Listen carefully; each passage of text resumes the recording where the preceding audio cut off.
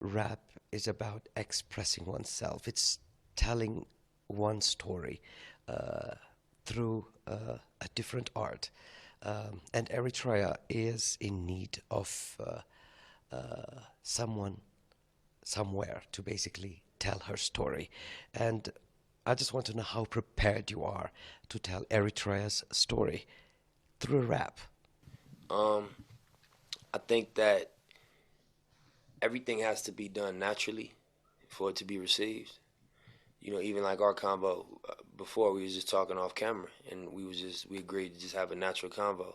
I think that people can receive that when it's honest and when it's natural. But I think that I was talking to Yamani a couple days ago, and I was just just giving me a little bit more insight on the story and just the struggle. And I was just we was just eating and talking, and I was like, they're gonna make a movie about this.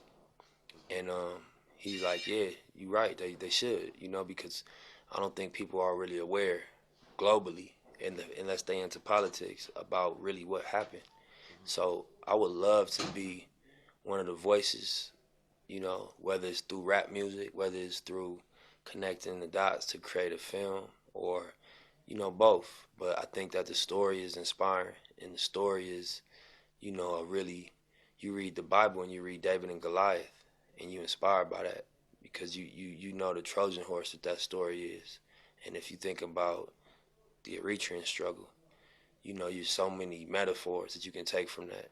You know what I mean? If you stand for principle and you stand for what you believe in and you're willing to live and die for what you believe is right, that you can do the impossible. And I just think that there's a lot of power in that story. So I would love to be one of the voices to articulate that to a larger audience. If it comes naturally through hip hop, I would love to.